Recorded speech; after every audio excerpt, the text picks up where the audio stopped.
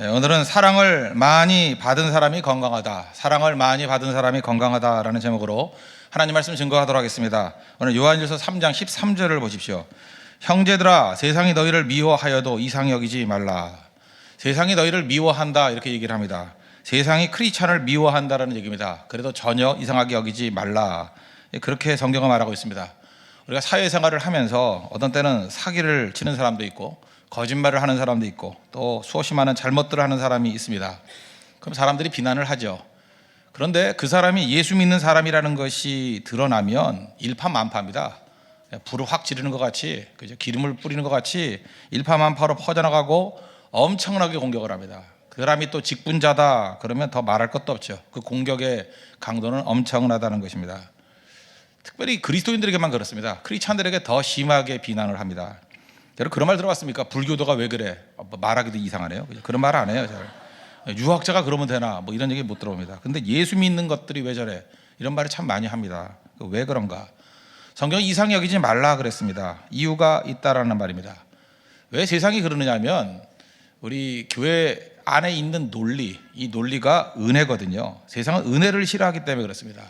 은혜로 주어지는 믿음 정말로 미워합니다. 오늘 세상이 미워하는 이유의 근거를 우리 요한일서 3장 1절을 보십시오.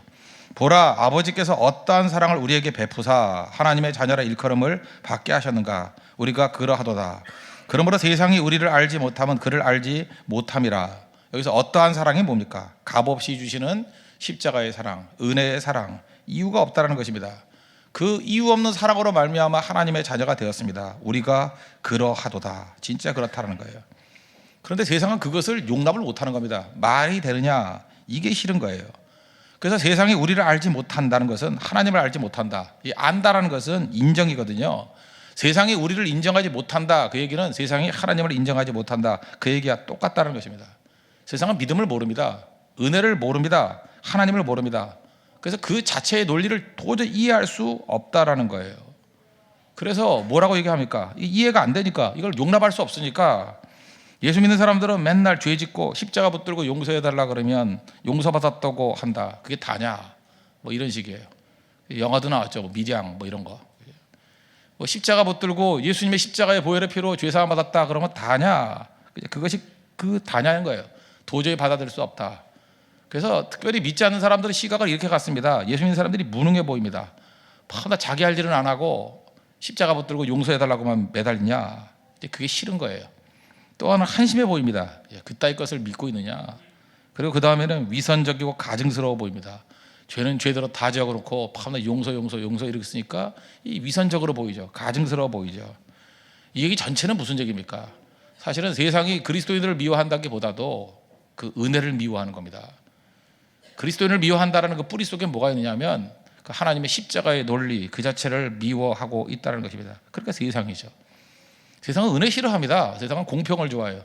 사실 공평하다 그러면 나이 든 사람하고 젊은 사람하고 공평하다고 할 수 있겠습니까? 다르죠. 어린아이 어른 다르죠. 그래도 사람들은 n분의 1로 나누어서 주면은 사실 이게 실질적으로 공평한 게 아닌데 별 말 없습니다. 그러면서 그 차이가 오는 것은 그냥 수긍해버려요. 세상은 그만큼 은혜를 싫어합니다. 공평을 좋아해요. 그리고 인과응보, 권선징악 그러면 신나합니다. 그런데 나부터 죽어야 될 대상이라는 것을 알지만 숨겨버립니다. 생각하기 싫은 거예요.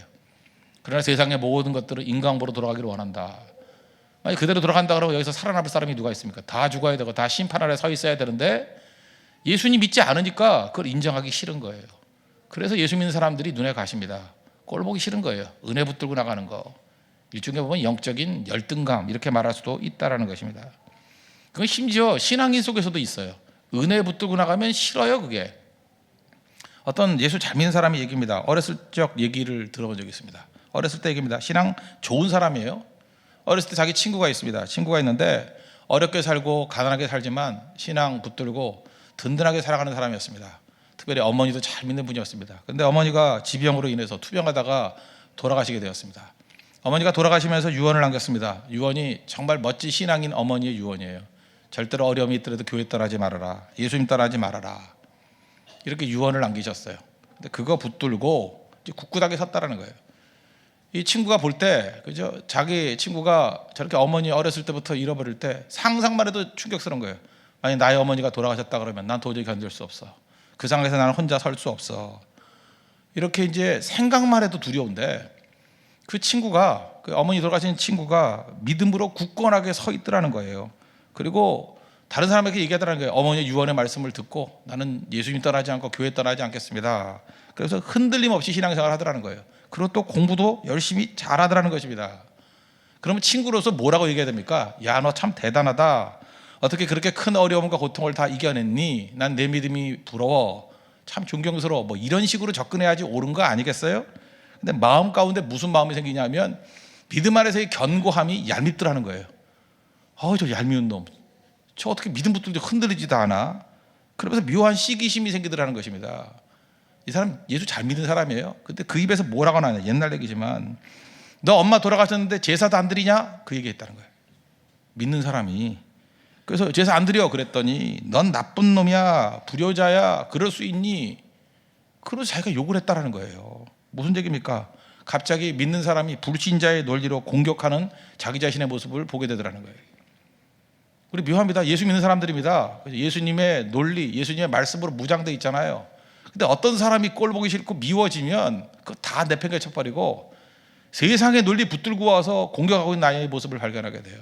그게 인간이라는 것입니다. 인간은 뭔지 아십니까? 다른 사람이 굳굳하게 서면 힘이 나는 게 아니라 낙심을 합니다. 그리고 그것을 꺾고 싶은 마음이 생겨요. 내 안에 선한 것이 없습니다. 그게 인간이라는 거예요. 그런 의미에서 사랑은 인간의 본성이 아닙니다. 성령이 부어주시는 거예요. 그래서 이것이 세상이고 이것이 인간이다. 이게 오늘 선언입니다. 그럼 참된 사랑은 어떻게 오는 것인가? 하나님께로부터 오는 것입니다. 그러니까 하나님께로부터 오는 사랑이 무엇인지 오늘 본문은 이걸 보여주고 있습니다. 세 가지로 정리하겠습니다. 첫째, 사랑은 받는 것으로 시작해야 된다는 것입니다. 16절 보십시오. 그가 우리를 위하여 목숨을 버리셨으니 우리가 이로써 사랑을 알고 우리도 형제들을 위하여 목숨을 버리는 것이 마땅하니라. 사랑의 출발은 예수님의 십자가에서 시작됩니다. 예수님이 날 위해서 십자가에 죽으셨습니다. 우리 다 죄인인 거 아시죠? 이 죄의 삭은 사망이고 우리의 운명은 지옥입니다. 근데 아무 근거 없이 예수님께서 우리를 위해서 십자가를 지시고 나의 죄를 위해서 피 흘려 주셨습니다. 한마디로 말해서 이유 없는 희생입니다. 로마서 5장의 표현에 의하면 6절, 8절, 10절 이렇게 얘기하고 있죠. 연약할 때 십자가 지셨다고. 우리가 죄인일 때 십자가 지셨다고. 우리가 원수일 때 나를 위해서 예수님이 십자가를 지셔서 그의 사랑을 확증하셨다고. 이유 없는 희생입니다. 만약에 내가 예수님이라 그러면 내가 예수님이라 그러면 그 죄인들 용서 안 합니다. 그리고 대신 절대 안 죽습니다. 용서도 안 할 뿐더러 왜 대신 죽어요? 근데 예수님은 나를 용서해 주시고 나를 위해서 대신 죽어 주셨다는 것입니다. 그게 사랑이에요. 그래서 십자가의 사랑을 깊이 깨달은 사람만이 그죠? 야, 이게 웬 사랑이야? 하면서 놀라운 감사와 감격이 터져나온다는 것입니다. 왜? 내 안에 선한 것이 전혀 없기 때문에. 구원받을 근거가 전혀 없기 때문에. 그래서 무조건적인 사랑 그러잖아요. 이 사랑을 받고 사랑의 뭔지를 깨달은 사람만이 사랑을 배웁니다. 십자가의 사랑을 깊이 깨달은 사람만이 십자가의 사랑을 할 수 있습니다. 왜? 배웠기 때문에. 그러지 않고 전혀 모른다는 것입니다. 받은 것이 없으면 절대로 줄 수 없습니다. 어떤 사람에게 왜 너는 그렇게 예수 믿으면서 사랑을 모르냐? 그 강요할 문제 아니라는 것입니다. 깨닫지 못하고 배우지 못한 사람은 못하는 것입니다. 받아야 사랑할 수 있어요. 받아야 깨우칠 수 있다는 것입니다. 이거 뭐 일상생활에 여러 군데 다 적용할 수 있죠. 칭찬도요. 칭찬 받아본 경험이 없으면 칭찬 못합니다. 칭찬 받아본 사람이 칭찬할 수 있어요. 평생 욕만 먹고 자란 사람은 할 줄 아는 건 욕밖에 없어요. 절대 칭찬 못합니다. 격려도 격려 받아본 사람만이 격려합니다. 위로도 위로 받아본 사람이 위로합니다. 사랑도 사랑 받아본 사람이 살아갈 수 있다는 거예요. 격려 많이 받아보십시오. 그럼 격려 기술이 떠오릅니다. 어떤 사람이 피곤해가지고 어떤 여자가 피곤해가지고 얼굴에 기미가 꼈어요. 그러면 기미 낀 여자 그러지 않아요. 색다른 여자 이렇게 표현하죠. 그죠? 이게 격려거든요. 그렇게 될 수 있다는 것입니다. 진정한 위로, 고난 당해보셨습니까? 고난 중에 진정한 위로를 받아본 사람이 위로할 수 있습니다. 고난 당하면요 말이 아닙니다. 잠깐 말 많은 사람이 위로가 되지 않아요. 옆에 있어주는 사람이 위로가 됩니다. 그리고 한마디예요. 내가 당신을 믿습니다. 그리고 나는 항상 당신 편입니다. 그게 힘이 되는 거예요. 그런데 위로한다고 와가지고 한다는 소리가 이제 뭐 어줍지 않은 그 심판자 역할을 하고 훈수 두는 사람이 있습니다. 아무 도움 되지 않습니다. 오히려 상처를 주는 사람이 될 수밖에 없다는 거예요. 그러므로 고난 중에 진정한 위로 받아봐야 됩니다. 받은 사람만이 진정한 위로자가 될 수 있다는 것입니다. 제가 몇 차례 소개를 했죠. 우리 가브리엘 가르시아 마르케스라는 사람이 있습니다. 1927년생이고 마침 우리 지난달에 돌아가셨습니다. 2014년 4월 17일 92세로 돌아가신 콜롬비아 작가입니다. 멕시코에 살기도 해서 유해를 반반씩 나눴다 하는 얘기를 들었습니다. 아내라는 작품 소개했죠. 남편이 나가서 조난당했습니다. 남편이 죽은 줄 알고 친구가 와서 위로해 주다가 그 남편의 친구와 함께 죄를 짓습니다. 이 아내가 남편이 아직 돌아오거든요. 괴로운 가운데 10년을 보냅니다. 그러다가 도저히 견딜 수 없어서 10년 만에 고백을 합니다. 내가 죄를 졌다고. 그래서 남편이 아무렇지도 않게 이렇게 얘기합니다. 용서할게, 문제없어. 그 냉소적으로 하고 지나가 버립니다. 할 말이 없죠. 그때 이 남편에게 아내가 찾아가가지고 소리 지르면서 이렇게 얘기하죠. 당신은 나를 용서한 것도 아니고 나를 사랑한 것도 아니야. 그 다음에 이 아내 입에서 나온 말이 제가 볼 때 사랑에 관한 가장 중요한 정의인 것 같아요. 할 말이 없게 만드는 것은 사랑이 아니야. 할 말이 없게 만드는 것은 사랑이 아니야. 지금 할 말 없게 만들어 버리잖아요. 여러분 사랑도 받아본 사람이 압니다. 할 말 없게 만드는 거 딱 보면 알아요. 저거 사랑인지 아닌지. 어떤 사람이 말을 할 때 할 말 없게 자꾸 만들어봐요. 그거는 공격과 정죄지 그건 사랑 아닙니다. 사랑은 언제나 그 입속에 할 말을 넣어주는 거예요. 예수님 3번이나 부인했던 베드로 있습니다. 예수님 부활의 주님이 베드로 만나가지고 왜 그랬니? 배신할 때 기분이 어땠니? 이렇게 물어보면 할 말이 없잖아요. 뭐라고 묻습니까? 내가 이 모든 것들보다 나를 더 사랑하느냐? 이 시제가 현재입니다. 과거로 물었으면 할 말 없을 거예요. 미래를 물어도 자신 없을 거예요. 큰 소리 치다가 다 넘어졌으니까. 현재형입니다. 지금 나 사랑하니? 그건 대답할 수 있잖아요. 내가 주를 사랑합니다. 내가 주를 사랑하는지 주께서 아십니다. 현재형으로 대답을 해요. 그럴 때 내 양을 먹이라. 할 말 있게 만들어주는 거. 3번이나 대화 나누죠. 할 말을 넣어주는 거예요. 그때부터 회복이 되기 시작합니다. 이게 교회입니다. 그래서 교회는요 절대로 사람을 할 말 없게 만드는 것이 아닙니다. 어떠한 죄인이라 할지라도 그로 하여금 고백할 수 있게 만들어주는 것이에요. 그죠? 그로 하여금 다시 일어설 수 있는 말하게 만들어주는 게 교회라는 것입니다. 왜요? 그게 사랑이기 때문에. 사랑 많이 받으면 사람이 건강해집니다. 건강해져요. 그래서 자기 자신이 얼마나 귀중한 하나님의 자녀인 것을 깨닫게 되고 자기 자신을 용납하게 됩니다. 사랑을 받지 못하니까 사람들이 자기 자신을 용납을 못합니다. 그래서 어떤 사람이 되게 절제 잘하는 것 같이 보입니다. 절제라는 이름으로 실제로는 자기 학대하고 있습니다. 어떤 사람은 훈련이라는 이름으로 자기를 묶어놓고 있습니다. 꼼짝 못하게. 또 어떤 사람은 겸손한 이름으로 자기를 비하하고 있습니다. 이거 다 가짜입니다. 왜 그래요? 십자가의 사랑을 경험하지 못했기 때문에 그렇습니다. 무조건적인 사랑을 경험하지 못했기 때문에 이런 일이 벌어진다는 것입니다. 그래서 여러분들 받는 훈련해야 됩니다. 받는 것에 미숙합니다. 건강하게 받는 것도 훈련해야 돼요. 우리 교회 와서 잠깐 뭐 일하려고 그러지 말고 처음에는 받아야 됩니다. 십자가의 그 사랑을 받아서 누릴 줄 알아야 돼요. 심지어 목사도 그렇습니다. 받는 것에 익숙해지지 못해요. 예를 들어서 이렇게 목사 설교를 하고 난 다음에 성도들 가운데 오늘 참 설교에 은혜 많이 받았습니다. 그냥 가만히 있으면 될 건데 저는 옛날에 그랬습니다. 아닙니다. 뭐 이런 설교에 왜 은혜를 받습니까? 뭐 내가 이게 겸손한 줄 알았어요. 나도 모르게 그런 말이 나가는 거예요. 내가 자기 자신에 대해서 이게 뭐라 열등감 같은 게 있는 거죠. 부족감 같은 게 있는 거죠. 어떻게 나 같은 사람의 설교를 듣고 은혜를 받습니까? 그러면 안 되죠. 그냥 고맙습니다. 더 겸손하게 사역하겠습니다. 그러면 되는 건데 받을 줄을 모르는 거예요. 어떤 자매한테 그렇게 얘기를 합니다. 아, 자매의 미소를 보면 기분이 좋아집니다. 그러면 웬 수작이냐 이렇게 나가면 안 돼요. 그죠? 그러면 안 되고 그냥 고맙습니다. 아무리 힘든 일이 있다 할지라도 주님 바라보면서 밝게 다니겠습니다. 그러면 되는 거잖아요. 그 칭찬과 격려를 받아들일 줄 알아야 된다는 것입니다. 또 어떤 사람에게 오늘 참 헤어스타일이 멋지네요. 그럼 옷 차리면 촌스럽단 말입니까? 이렇게 나가면 안 되죠. 그 여자들은 참 이상해. A다 그러면 그걸 꼭 나데이로 해석하는 사람이 있어요. 그죠? 그렇잖아요. 여자들이 특별히 많이 그런 것 같아요. 뭐 A다 그러면 액면 그대로 A만 받아들여야 되는데 그럼 나데이를 들고 나와가지고 그럼 이건 아니란 말이냐 이렇게 나간다고요. 뭐 오늘 예쁘네. 뭐 이렇게 말해줬잖아. 말을 붙여. 오늘 예쁘네. 그럼 어제는 못생겼단 말이야. 그 오늘 지금 이 순간 그 뜻이 아니에요. 근데 오늘 이렇게 제한적으로 두면 그걸 갖다가 반대로 해석을 하는 경우가 있다라는 거예요. 아니죠. 오늘 헤어스타일 좋으니까 머리하고 왔을 때 머리 예쁘다 그러면 이렇게 대답해야죠. 내가 새로운 시도를 해봤는데 칭찬해 주니까 용기가 나네요. 자주 변신할게요. 그럼 얼마나 밝고 좋겠습니까? 이유가 무엇입니까? 받는 연습이 돼 있지 않아요.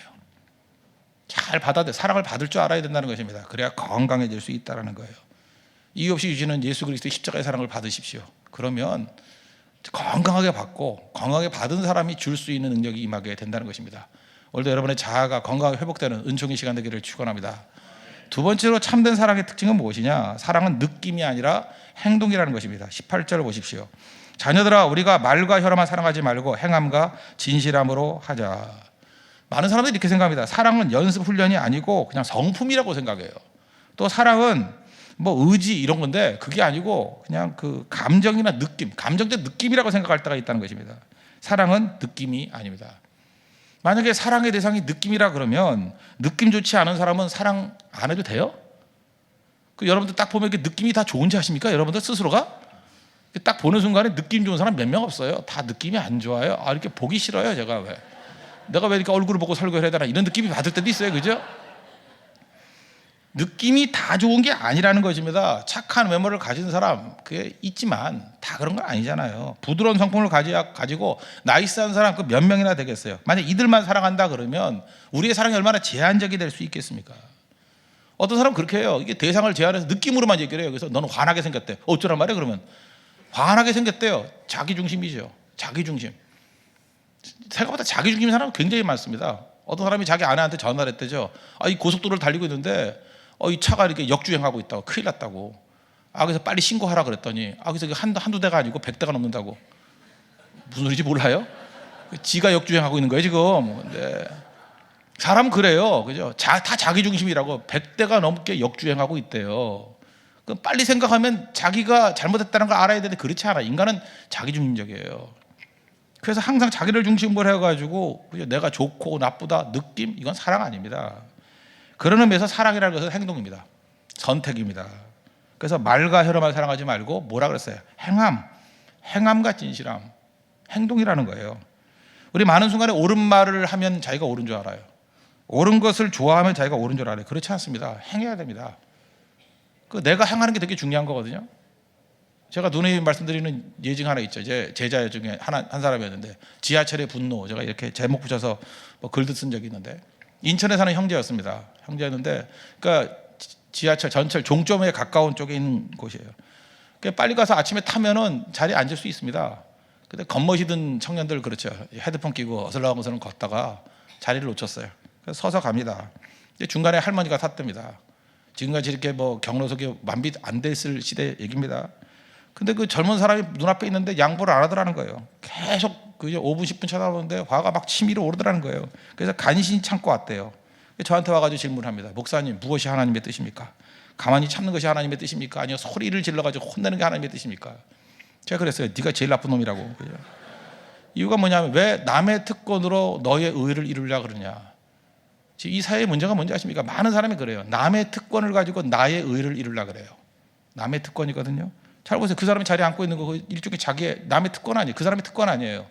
그 사람의 특권을 가지고 내 의, 내가 올바르다 하는 것을 이루려고 그래요. 이 사람이 만약에 제대로 하려고 그러면 부지런히 가가지고 좀 서둘렀으면 자리 잡을 수 있잖아요. 자기가 자리 잡고 난 다음에 할머니 타면 자기가 양보하면 되잖아요. 나의 특권 갖고 나의 의를 이루면 될 거 아니에요.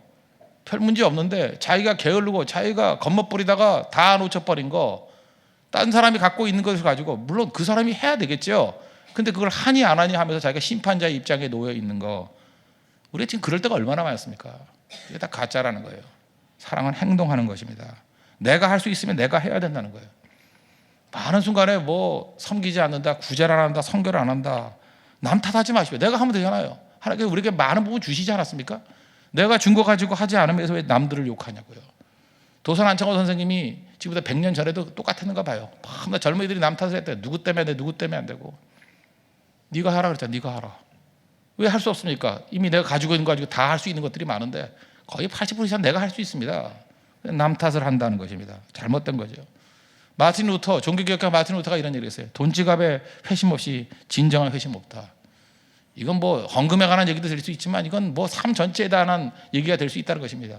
내 돈 지갑 열어가지고 회심하지 않으면서 남 회심 얘기한다는 거예요. 내가 할 수 있잖아. 내가 지금 굶어 죽는 것도 아니잖아요. 그런 소수의 사람 빼놓고 내가 할 수 있잖아요. 그거 해야 된다는 것입니다. 17절을 보십시오. 누가 이 세상의 재물을 가지고 형제의 궁핍함을 보고도 도와줄 마음을 닫으면 하나님의 사랑이 어찌 그 속에 거하겠느냐. 사랑 떠들기 이전에 돈지갑 열라는 거예요. 국표 형제 보면은 도우라는 것입니다. 실제로 돕는 사람 많이 있다는 것입니다. 우리가 가난한 사람들 막 비난하고 그러는 이유 중에 하나가 무엇입니까? 그들이 뭐 게을러서 저렇게 됐다 그렇게 얘기하는 이유가 뭐예요? 정죄하는 이유가 뭐예요? 내가 돕기 싫어서. 내가 돕지 않는 것을 정당화시키는 것 가운데 그런 게 있습니다. 우리는 잘 나가는 사람을 시기심 때문에 공격하는 경우가 있고요, 힘들어하는 사람들을 내가 돕기 싫어서 정죄할 때가 많아요. 이게 말과 혐이다. 다 가짜라는 거예요. 행함과 진실함을 하라. 이게 사랑이라는 것입니다. 세 번째, 사랑의 참된 사랑의 모습은 사랑은 사랑함으로 성장한다는 것입니다. 15절 역으로 보십시오. 15절 보십시오. 그 형제를 미워하는 자마다 살인하는 자니 살인하는 자마다 영생이 그 속에 거하지 아니하는 것을 너희가 아는 바라. 여기 보니까 미워하는 것이 살인으로 간다는 것입니다. 살인으로 간다. 그래서 생명이 없다는 거죠. 영생이 그 속에 거하지 아니한다. 무슨 얘기입니까? 미움을 통제해야 된다는 거예요. 미움을 통제하지 않으면 미움은 자랍니다. 이 미움이 자라난다는 거예요. 자라나서 어디까지 자라나요? 살인하는 데까지 자라난다는 것입니다. 여러분, 어떤 사람이 한번 미워 보십시오. 미우면요 다 미워요. 통째로 다 미워요. 한번 미워 보면 헤어스타일도 밉고요. 그래서 괜히 그 비슷한 헤어스타일 갖고 다니다가 얻어 터지고 그래요. 그죠? 그게 싫은 거예요. 싫은 거. 제가 지금도 어린 시절 기억이 한번 나는데 우리 부모님들 기억도 못할 거예요. 그죠? 우리 부모님이 한 번은 이게 다툰 적이 있었던 것 같아요. 물론 자주 다퉜지만 제 기억에 이게 기억이 나요. 그죠? 부모님이 다퉜던 적이 있는데 또 이 어머니가 좀 속이 상했던 것 같아요. 아버지에 대해서 속이 상했던 것 같아요. 제가 옆에 가서 얼쩡거리니까 뭐라 해요? 저리 가! 지혜비하고 똑 닮았으면서 그러더라고요. 제가 우리 아버지가 좀 닮았거든요. 닮은 것이 죄가 돼가지고 내가 욕을 그때 무지 먹었어요. 그죠? 그래서 제가 그 말을 꼭 하고 싶었는데 어머니 외모로 차별하면 안 됩니다. 이제 그 말을 참 못했다고요. 사람이 그래요. 실제로 부부로 살면서도 싫으면 그냥 그 닮아 있는 아들도 싫고 다 꼴 보기 싫은 거예요. 그게 인간의 마음입니다. 미움이 그런 거라고요. 창세기 4장을 보면 가인과 아벨 이야기가 나오죠. 오늘 이 요한일서 3장에서 가인과 아벨 얘기가 그 앞에도 나옵니다. 앞에 12절로 나오고 지금 오늘 본문도 그 얘기예요. 그 아벨의 제사를 하나님이 받으시고 가인의 제사는 받지 않으셨습니다. 그때 가인이 화가 났죠. 창세기 4장 7절을 보니까 내가 선을 행하면 어찌 낯을 들지 못하겠느냐. 선을 행하지 아니하면 죄가 문에 엎드려 있느니라. 죄가 너를 원하나 너는 죄를 다스릴지니라. 죄가 너를 원하나. 죄가 문 앞에 와 있대요. 그리고 문 앞에서 너를 원한대요. 그때 우리가 해야 될 일이 뭐예요? 너는 죄를 어떻게 하라고요? 다스릴지니라. 우리 마음 앞에 미움이 와 있어요. 미움이 문을 두드려요. 그리고 미움이 나를 원해요. 그럴 때 우리가 해야 될 일이 뭐예요? 미움을 받아들이면 안 되고 그 미움을 다스릴지니라. 미움을 키우면 안 된다는 거예요. 미움 다음이 분노인데 분노를 키우면 안 된다는 거예요. 방해하면 안 된다는 것입니다. 미움은 자기 복제 능력이 있습니다. 그래서 미움이 증오로 가고요, 나중엔 살인으로 간다는 거예요. 미워하다가 죽이는 것입니다. 키운 것이에요. 악은 자체 생명력이 있다는 것입니다. 악은 커진다는 거예요. 악은 자란다는 거예요.